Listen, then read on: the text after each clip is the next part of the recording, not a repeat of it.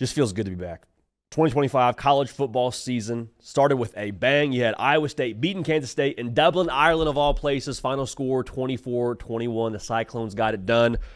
What can we take away from this for both sides? What's our question for both sides ruling out of this game? We'll unpack all that after the week 0 action. Before we do that, though, if you're a college football sicko, our time is now, right? We're all gas, no breaks. Week 1 around the corner. If your week starts on Sunday, it's already week 1. It's game week. So welcome into the beautiful thing that is the 2025 college football season. Appreciate y'all being locked in. The best way to be locked in is by being subscribed. So before we get to the game, I just want to take a step back and talk about this. The game itself was a tremendous poster for what the Big 12 is going to be and what I think college football is going to be here in 2025. Back and forth, kind of wacky, a lot of uncertainty. Felt like anyone's game for the better part of 4 quarters. A lot of self-inflicted errors, a lot of mistakes. Like if you came away from that game saying, I know more about the Big 12, I think, 1, you're lying. 2, if you think you know more about the college football in 2025 after that game, I would question what you watched because it was, turnover-ridden with no interceptions. It had 7 fourth downs attempted. It was in a foreign country. Like, everything about this game was absolute madness and wackiness, and I think that's what we're in for, especially in the Big 12. But in a year with a ton of uncertainty at quarterback across the board in college football, I think that's just kind of the year we're in for. So, for Iowa State, what I just said with how unpredictable the conference is going to be in the Big 12, with what you just saw yesterday, I feel like we can come away from that game and pretty safely say they're going to be able to fall back on the most predictable factor of Iowa State over the course of the last few years, which is Matt Campbell is still like that. Like the DNA of Iowa State, they bring back like half their starters on both sides of the football, bunch of new production. They can still fall back on the Matt Campbell, find a way, grittiness, toughness, foreign country, whack grass, whack field, all that doesn't matter because that guy's your head coach. And also Rocco Beck's your quarterback. Okay, so those things combined, it didn't matter what the stat sheet said because we'll talk about Kansas State in a second, but like Kansas State, offensively speaking, had better production on that day. Iowa State, couple of turnovers that you thought might eventually come back to bite them. They're going in that second drive of the game where they get the muffed punt, and then it's a fumble on their own side of the field where they're trying to punch it in. Like, just a lot of madness didn't matter. Why? Because in the big moments, when it was time to win, Iowa State, the Matt Campbell trait showed up. Story of the game to me, Kansas State converted 1 fourth down. Iowa State, perfect on all their fourth down conversions. Like, that was it for me. When it was time to win the game, Iowa State made the plays they had to have. Taylor Mouser is living right, man. New OC for Iowa State.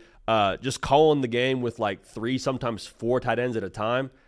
Iowa State is still going to be able to play bully ball. They can bully you, then also have Rocco Beck sit back there and sling it. Now, my question a little bit coming out of this game, how much do they miss those 1,000-yard receivers on the perimeter? They've got some good weapons, and I think we're going to get a better gauge for that when they play on a field that has like legitimate footing. It was evident yesterday, everyone's slipping and sliding all over the place. But I wonder a little bit if they get into a spot where they're down 2 scores and they got to find a way to have some quick strike to them. Who's that going to be for Iowa State? Not saying I know, but I love the multiple tight end stuff. I don't know that I love the multiple tight end stuff if we're in a spot where we got to have 2 minutes at the end of the game to go tie it up and win a football game. Or dare I say 2 minutes and we're down by more than a score. So we'll see how that whole thing flows over the course of time. But Iowa State, based on that game yesterday, to me, once again, going to be one of those teams in the Big 12 that's there at the end. Now, Kansas State, if you told me going into the game, hey, JD, I know you're worried about Avery Johnson a little bit with the consistency and the downfield passing. Here's a little sneak peek for you. Avery Johnson is going to throw for right around 100 more yards than Rocco Beck. Avery Johnson is going to have less turnovers than Rocco Beck. Complete 70% of his passes. Going into that game yesterday, last year, Avery Johnson in Kansas State, when he completed north of 60% of his passes. Kansas State was like 6-1 or something crazy. I'd say, okay, so Kansas State not just won, they probably covered that thing by a few points. The line was going into the game 3 points. I would have taken Kansas State by a touchdown. You gave me that information ahead of time. But the situation yesterday with Kansas State was they just could not get out of their own way.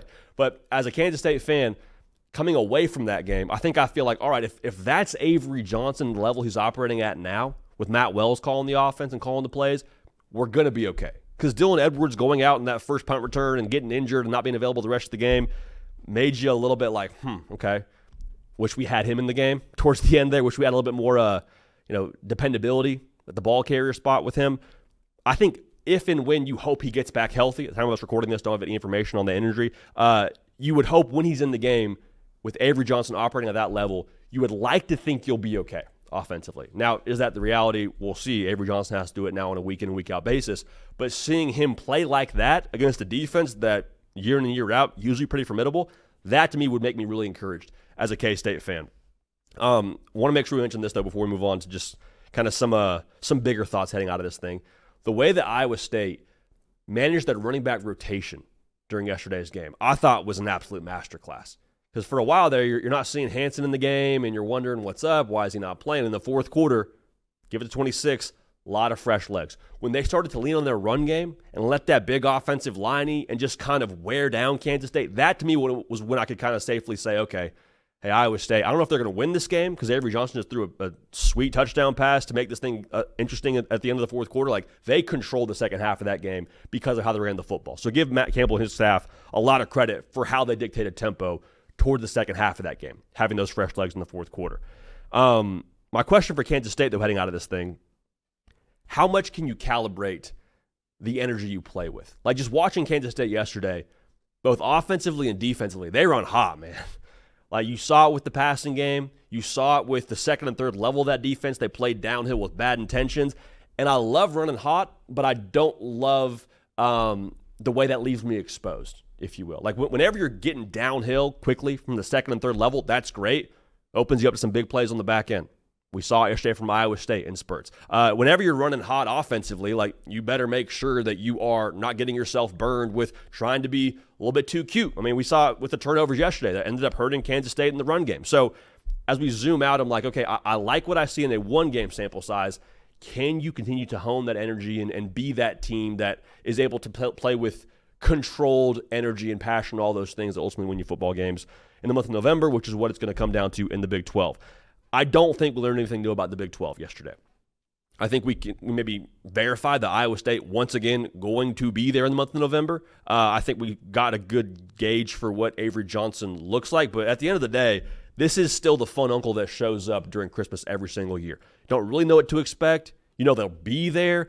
You know they're probably good for a couple of stories in a couple of years. But like at the end of the day, you don't actually know what you're getting when they knock on your door, bring over a ham or whatever they bring for that Christmas dinner. So Iowa State, Kansas State, phenomenal to be able to have that for us as college football fans. Week 0 in the books.